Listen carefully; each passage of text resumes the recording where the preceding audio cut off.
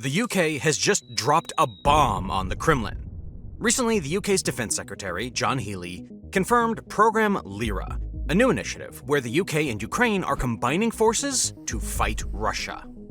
The United Kingdom revealed a massive escalation in military support for Ukraine, and the scale of this aid is unprecedented.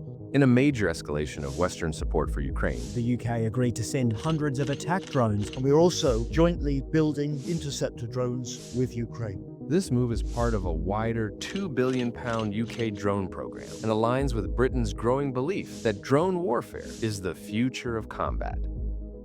At the heart of the program is Project Octopus, a defense program where the UK will help Ukraine mass-produce interceptor drones. Now, these aren't your everyday drones. They are lethal hunters, specifically meant to crush Russian air power. In this video, we'll see how this whole program fits into Ukraine's defense strategy and why it could be the final move that ends this brutal war. Let's start by talking about why this move matters so much. For several years now, Ukraine has lived under the constant threat of aerial attack. Russia's Shahed 136 and Shahed 131 drones, supplied and built with Iran's help, have been used to target power stations, fuel depots, bridges, and apartment blocks. This has resulted in the death of civilians, plus several disruptions to public amenities. They are relatively cheap to make and easy to launch, and each one can cause serious damage. A Shahed costs somewhere between $20,000 and $50,000, while the missiles needed to shoot them down often cost 10 or 20 times more. So far, that price gap has given Russia a huge advantage. Every time Ukraine fires an expensive interceptor missile, like the Patriots, Iris-Ts, and Nassams, to stop a single Shahed, it drains its stockpile of high-end ammunition. Or still, these drones don't come one at a time. They come in waves, 10, 20, sometimes 50 at once. Now multiply that by hundreds of attacks, and it becomes a losing game for Kyiv. The math simply doesn't allow it to last in a war of attrition. This is the problem that Project Octopus is designed to solve. Instead of wasting costly missiles, Ukraine will now have fast, affordable interceptor drones that can meet the Shaheds on equal terms. It's a way of fighting drones with drones, and to change the math of the battlefield. The idea was first mentioned during defense talks between London and Kyiv earlier this year, as part of a wider package of military cooperation. Codenamed Project Octopus, it combines the UK's industrial power with Ukraine's front-line experience to build thousands of interceptors quickly. Ukraine already knows how to build drones. Its engineers and soldiers have spent the last few years designing, modifying, and flying everything, from tiny FPV quadcopters to long-range strike drones. What Ukraine lacks is large-scale production, and the supply chain to keep up with Russian numbers. That's where the UK comes in. British defense firms have the capacity to mass-produce reliable hardware, while Ukraine provides the designs, the battlefield data, and technical expertise that only combat experience can give. So what exactly are these interceptor drones? Well, they're small, fast, and extremely maneuverable aircraft designed to hunt down enemy drones. Instead of carrying heavy bombs or missiles, they are built for speed, agility, and precision. Their main goal is to intercept and destroy incoming targets before they reach their objective. Some rely on direct collisions, slamming into enemy drones with pinpoint accuracy. Others use small explosive charges or electronic jammers to disable them mid-flight. The key feature among them all is the quick reaction. These interceptors need to detect, track, and engage targets in seconds, and they do that masterfully. To do that, they use advanced guidance systems that combine optical sensors, radar inputs, and artificial intelligence. Some may be remotely controlled, while others operate semi-autonomously. The goal is to remove as much delay as possible, so that Ukraine can respond instantly to a swarm attack, which has been Russia's signature move in this war. One of the biggest design goals that both the UK and Ukraine are prioritizing is affordability. Each interceptor must be cheap enough to use in large numbers without draining resources. Experts believe the per-cost unit will be around $10,000 to $20,000. That's similar to the cost of a Shahed and dramatically lower than the price of a missile from a traditional air defense system. If Ukraine can make these drones cheaper than Russia can build Shaheds, it will flip the equation that has favored Moscow since the start of the war. Ukraine's basically saying, why spend a fortune when you can outsmart Russia on a budget? But just having good drones isn't enough. They need to work within a larger defense system. That's why the Interceptor program is being developed alongside radar networks, ground sensors, and command systems that can detect and track incoming drones early. Once a swarm is spotted, information is shared instantly across Ukraine's digital defense network. Interceptors can then be launched from nearby positions, guided by radar and visual data, to engage the targets before they reach the cities. So these drones are fast and clever. But the real game changer? They are already rolling off of production lines, ready to give Russia a serious headache. UK defense companies, Prevail Partners, and TechEver UK will focus on small UAV designs, electronic systems, and propulsion. Ukraine will contribute local components, assembly, and field testing. It's a partnership built on clear roles. The UK provides manufacturing, funding, and logistics. Ukraine provides experience, innovation, and immediate feedback from the battlefield. Together, they can move faster than almost any traditional military contractor could on its own. Matter of fact, things are advancing so rapidly that Pollard himself said that in no time at all, the UK will be producing around 2,000 drones a month, ready to be shipped to Ukraine for use. However, this doesn't mean everything is a fairy tale. After all, large-scale production has challenges. For starters, these drones require motors, batteries, sensors, and computer chips, all of which are in short supply worldwide. Sanctions on Russia has made electronic components a strategic commodity, and demand for drone parts is soaring globally. That means both countries need to secure steady access to components without depending on unreliable suppliers. Fortunately, officials in London and Kyiv are already working on long-term sourcing contracts to avoid shortages. When these hurdles are cleared and once the drones are built, they'll be transported to Ukraine and assembled at secure facilities near major cities or frontline defense hubs. Then they'll be deployed to protect key locations like Kyiv, Odessa, Dnipro, and Kharkiv, which have all suffered heavy drone and missile strikes. The timing for this couldn't be more urgent. As winter approaches, Russia is expected to restart its campaign of bombing energy infrastructure in an effort to plunge Ukraine into darkness once again. The new interceptors could play a decisive role in stopping that. This thinking is not coming out of nowhere. Last winter, Russia launched more than 1,000 missiles and drones in a campaign designed to freeze Ukraine into surrender. Power plants were hit, electrical grids were crippled, and families huddled in basements without heat while snow fell outside.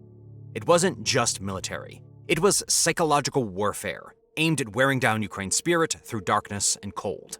This year, the goal is to ensure that the same strategy won't work. These new interceptor drones could deny Russia the one advantage it relied on most during winter: energy blackouts. If the interceptors manage to stop even a fraction of the incoming Shaheeds and cruise missiles targeting infrastructure, Ukraine will maintain power in cities where last year everything went dark. And if its heating stays on, factories keep running, and hospitals remain lit, then morale doesn't collapse. In fact, it strengthens. More than that, Ukraine will no longer need to constantly repair the same power stations after every attack. It saves money, manpower, and time. All of these are critical in a long war. And as you can see, these drones don't just shoot down threats. They protect the stability of everyday life. And that stability is what makes it possible to fight harder and longer. That is why the drone program is bigger than just defense. It strikes at the heart of one of Russia's most effective war tactics and renders it unreliable. If Ukraine can stay powered through the winter, Russia loses its seasonal advantage. What used to be one of its strongest levers in the war may now become one of its weakest. The deployment strategy is also flexible. Instead of relying on central command, Ukraine plans to use regional defense centers that can control groups of interceptors locally. Some will patrol high-risk areas regularly, while others will remain ready for launch as soon as radar systems detect an incoming wave. The aim is to shorten the time between detection and interception to mere minutes. Some interceptors will be operated manually, especially in complex or high-traffic airspaces. Others will use partial autonomy, identifying and pursuing targets automatically once authorized. Combined with Ukraine's current mix of radars, jammers, and missile systems, these interceptors will add a crucial middle layer of defense. They'll handle most of the cheap drones, so that expensive missiles can be saved for aircraft and ballistic threats. This, in essence, is the main reason for their existence after all. And again, this is not a far-off fantasy. Early production is already underway, and testing has reportedly begun at undisclosed sites. If all goes according to plan, Ukraine could have working interceptor units protecting major areas by the end of 2025 or early 2026.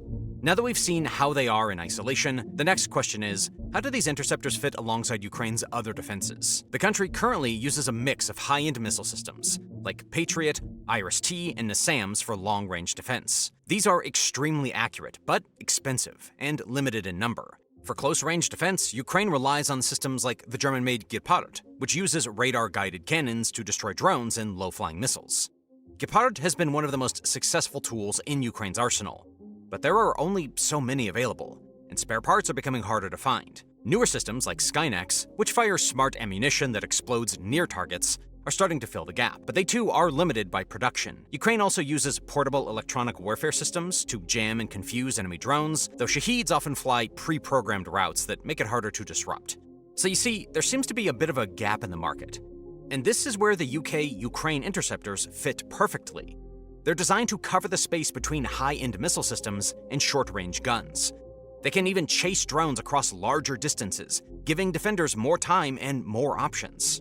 What we are seeing is a complex network built on overlapping capabilities, each one protecting the other. This is what makes the Interceptor project such a big deal. For the first time, Ukraine may finally have a cost-effective answer to Russia's most frustrating tactic. Because when the price of defense starts to match the price of attack, the side with better coordination and faster innovation begins to win. For Russia, that's a serious problem. But this isn't just a battlefield upgrade. It's a strategic shift. What looks like a simple drone program is actually part of a much larger plan by the West to change how this and future wars are fought. To really understand how powerful this move by the UK is, you have to zoom out a bit. This isn't just one country sending drones. It's part of a much larger effort by NATO to slowly but steadily bleed away Russia's ability to fight effectively. Every new weapon system, every intelligence link, and every training mission is part of a strategy that has been forming since the first Russian tank crossed into Ukraine in 2022. For a long time, the West was careful. They wanted to help Ukraine, but didn't want to provoke a direct confrontation with Russia.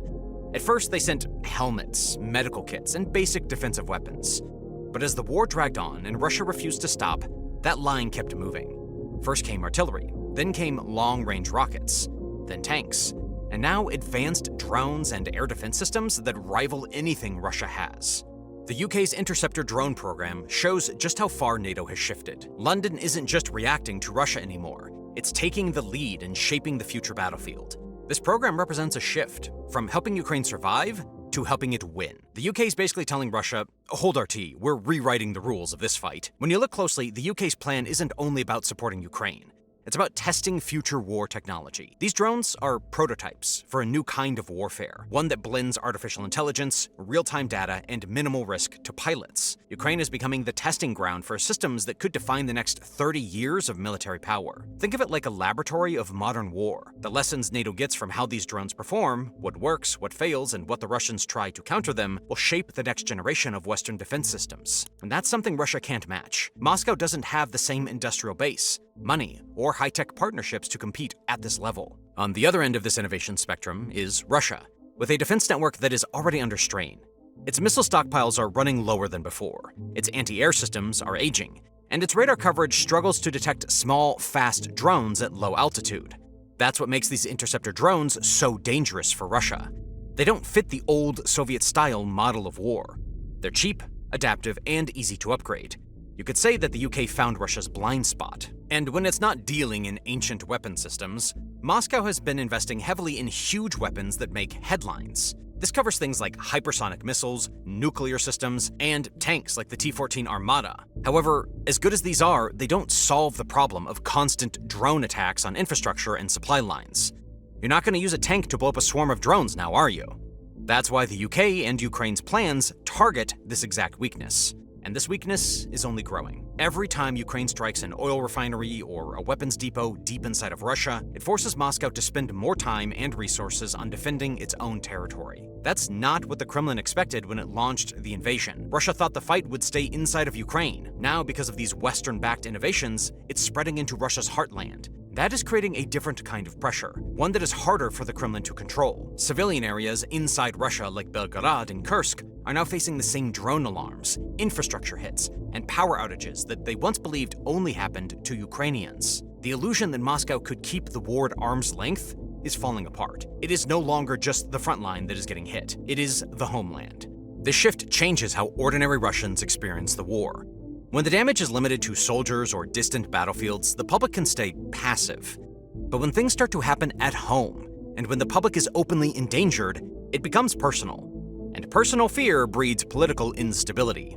People start asking dangerous questions. Why are we so vulnerable? Why is the army failing to protect us? Why is this still going on? Ukraine's improved ability to defend itself, especially with programs like Project Octopus, frees up resources for selective counterstrikes. And every successful strike inside Russia makes the population feel less secure. That fear does not just stay on the streets. It travels upward. It reaches governors, military commanders, and Kremlin insiders who were promised a quick, clean war. That propaganda that they've been getting fed starts to show itself for what it really is: lies and garbage. This kind of pressure fractures Putin's power base. His image as a strongman is built on control and on shielding Russia from chaos. But when the chaos reaches Russian soil, that image starts to crack. Hardliners grow restless, regional elites begin to hedge, and military factions start pointing fingers. And if battlefield losses continue while Ukraine's defense industry grows stronger, the risk of internal revolt, whether through a coup, a forced resignation, or a quiet sidelining, becomes very real. The reality is that if this continues, Putin does not just face a military problem, he faces a legitimacy crisis. And every drone Ukraine intercepts, every strike it launches, pushes that crisis one step further. But that's not all. This shift also exposes something deeper: Russia's rigid military structure. It's still built around Soviet-era thinking. Lots of manpower, heavy armor, and stiff chains of command. That kind of force can't easily handle fast, unpredictable drone warfare.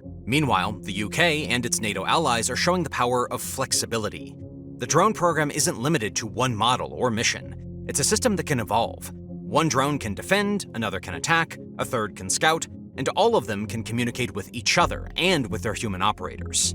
It's like giving Ukraine a self-learning shield and sword at the same time. Even more, the interceptor drones can be part of Ukraine's wider air defense network, connecting with Western systems like the Patriot and the NASAMS. That creates layers of protection. One layer to shoot down missiles, another to stop aircraft, and another to destroy drones. It's an integrated system where each layer supports the others. This kind of coordination used to take months or even years to build. Now, thanks to data sharing between NATO countries, it's happening in weeks. British engineers can upload updates directly to Ukrainian defense systems in real time. This gives Ukraine a level of adaptability that Russia simply doesn't have. It also sends a clear signal. NATO is not afraid of escalation anymore. Every major Western power has accepted that Ukraine's survival depends on real strength, not just promises. By leading this drone effort, the UK is not only showing support, but also setting the tone for the rest of the alliance. And this matters politically. The UK wants to remain one of NATO's strongest voices, even after leaving the European Union. Leading a key technology program like this boosts its status within the alliance. It also proves that London can still drive global strategy on its own terms, especially when Washington is busy managing multiple global issues. There's another subtle message here too, one meant for Moscow. The UK is showing that it can challenge Russia directly, even without putting British troops in harm's way. Every time one of these drones takes down a Russian target, it's a reminder that the West's reach is growing, and that Russia's power projection is shrinking, and the UK isn't stopping at drones. Outside of Project Octopus, another major effort is underway, under that same program Lyra. This initiative is every bit as important and lethal to Russia. Ukraine and the United Kingdom have signed a separate agreement to build artillery systems together.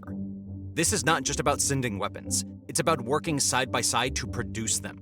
The plan includes building shared factories, transferring advanced technology, and training Ukrainian engineers to make modern artillery on their own soil. This kind of teamwork helps both countries. For Ukraine, it means faster production, fewer delays, and less need to wait for foreign supplies. For the UK, it's a chance to test and improve its defense technology in real battlefield conditions. The weapons being built are designed for today's war. They are made to respond to Russian tactics, take in feedback from the front lines, and keep improving as the conflict changes. For Russia, this is terrible news. It means Ukraine is no longer just using what it's given, it is learning to build what it needs. That changes everything. Russia has spent years trying to wear down Ukraine's supply lines, hoping Western support would slow down or stop. But now with artillery being built inside Ukraine, using British technology, those hopes are collapsing. Every new shell produced locally is one less delay, one less weakness, and one more reason Russia's war plan is falling apart. This kind of partnership makes it harder for Russia to outlast Ukraine, and it proves that Western allies are not backing down. They are digging in.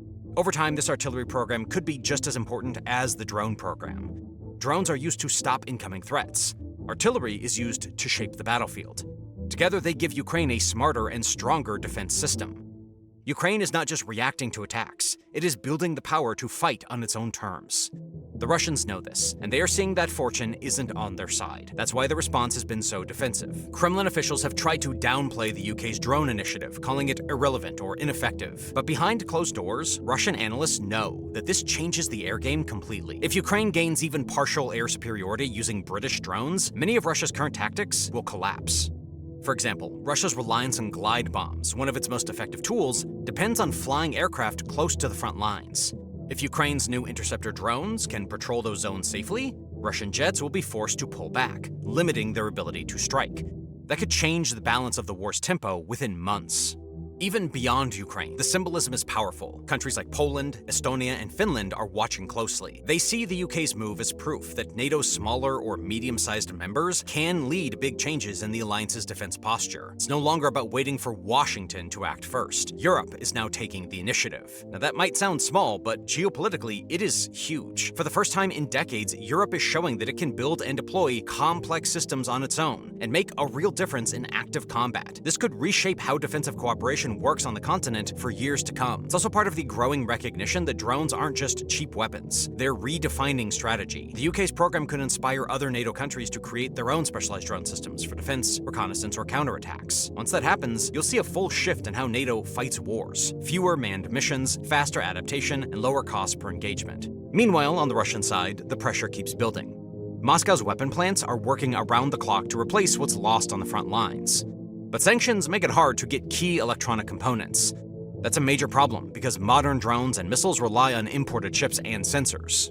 This is where the UK strategy gets even more interesting. London isn't just attacking Russia on the battlefield, it's targeting the entire structure that keeps the Russian military alive. Sanctions, tech restrictions, and intelligence sharing all connect back to the same goal: limit Russia's ability to adapt while Ukraine becomes faster, smarter, and better armed. The posh British accents are probably thinking, why attack the fruit when we can attack the roots? What's really fascinating is how this new wave of British supports fits into Ukraine's long-term defensive plans. Kyiv knows that even if the war ends tomorrow, it would still face Russian threats for years. So the interceptor drones aren't just for the current conflict. They're an investment in Ukraine's future security system. By helping Ukraine develop and use them now, the UK is making sure that when peace finally comes, Ukraine will have a homegrown defense industry capable of producing its own next-generation technology. That's something Russia can't stop with bombs or propaganda. The impact of Ukraine's new interceptor drone program goes far beyond the battlefield. Each time a Russian drone is destroyed, a city stays powered, or a missile fails to hit its mark. It sends a powerful message across Europe and the Western alliance. The aid to Ukraine is working. That proof matters more than most realize. In war, perception is power. Governments sending aid must justify it to their citizens, especially as costs rise. When voters in Britain, Germany, or the United States see Ukrainian skies defended and Russian drones falling, it creates a sense of progress. Ukraine isn't just surviving, it's advancing. That sense of success strengthens Western resolve. Leaders can point to visible results and tell their people that supporting Ukraine is not charity. It's an investment in global stability. Each intercepted drone and each failed Russian attack becomes proof that Western technology is saving lives and defending freedom. The success keeps the flow of aid steady. When governments see real results, they send more equipment, more funding, and more advanced systems. Public approval grows, shifting the conversation from how long will this last to how can we build on this success. The UK's leadership in the drone program has already inspired others. Poland, the Czech Republic, and the Baltic states, nations that understand the Russian threat best, are stepping up, strengthening NATO, and driving cooperation in future defense technology. Ukraine is already seeing the rewards. Growing Western confidence brings more consistent aid and long-term commitments. Sweden has sent combat boats, anti-tank weapons, and parts for Gripen fighter jets, steps towards full jet deliveries that could reshape the battlefield. Germany has pledged 2 more Patriot air defense batteries, adding to its earlier 3. Israel quietly supplied another Patriot system, confirmed by President Zelensky, with 2 more expected this fall. The United States has also launched a new aid mechanism, allowing European allies to fund American-made weapons for Ukraine, including HIMARS munitions, counter-drone systems, and precision-guided artillery. All of this comes as a direct response to Ukraine's growing success. These victories are opening doors to industrial partnerships as well. Western defense companies are considering investments in Ukraine's arms sector, building local facilities and training engineers. That helps Ukraine fight today's war while preparing to defend itself independently in the future. Financially, this ripple effect brings stability. Continued international confidence helps Ukraine secure funding for imports, infrastructure repairs, and energy. When the world believes Ukraine is holding firm, investors and lenders see less risk, improving Ukraine's credit outlook and making reconstruction easier. Politically, the shift is just as powerful. A country seen as capable and resilient earns respect. Ukraine's leadership gains leverage in negotiations, not only with allies, but also with neutral states watching closely. It shows that Ukraine is not dependent. It is capable, adaptive, and learning in real time. That credibility changes how the world treats it. Militarily, this reputation opens access to better technology and deeper intelligence sharing. Western partners are more willing to provide advanced systems when they see Ukraine using existing ones effectively. Interceptor drones are more than weapons. They are proof that Ukraine can master modern warfare and deliver results. Even humanitarian and private donors feel the impact. Confidence in Ukraine's performance attracts more contributions and partnerships. When people see genuine progress, they want to be a part of it. Donations rise, NGO support expands, and morale among the global Ukrainian diaspora grows stronger. Finally, the psychological impact on Russia is immense. Moscow has been betting on Western fatigue and the hope that the world will lose interest or patience. Every successful program like this one shatters that illusion. It proves that unity remains strong. Innovation continues, and Ukraine is far from being abandoned. Meanwhile, in Europe, this unity strengthens deterrence. Countries closer to Russia's borders feel more secure, knowing that NATO's technological edge is growing. It sends a clear message to any potential aggressor that the alliance is not weakening and that the collective defense is getting smarter and faster. So in short, the success of the Interceptor drone program builds confidence. And confidence fuels commitment. It creates a feedback loop where every Ukrainian success leads to more Western support. And every new wave of support strengthens Ukraine even further. This loop is not just financial, it is political, psychological, and strategic. When historians look back on this phase of the war, they may see it as a turning point. Not because of one specific drone or one single interception, but because it shifted the mood across the alliance. It reminded the world that Ukraine is not a victim waiting for rescue. It is a capable partner proving that Western help can lead to real, viable results. At the end of the day, the UK-Ukraine drones are more than just machines. They are a message. They prove that smart strategy, coordination, and technology can challenge even a larger force. They protect cities and lives while giving Ukraine a stronger hand in shaping its future. And in the next months, the results of this project, Octopus, will become clear. Deployment, production, and Russian adaptation will show whether the advantage that Ukraine is banking on is temporary or lasting. For now, the message is clear. This is a coordinated effort with serious potential to change the dynamics of the war. If Russia believes its drone war was unstoppable, the UK just gave Ukraine the tools to prove them wrong. This is a pivotal moment in modern warfare, where strategy, technology, and partnership could tip the scales. And if this project succeeds, it won't just protect Ukraine. It'll redefine how the world defends itself in the age of drones.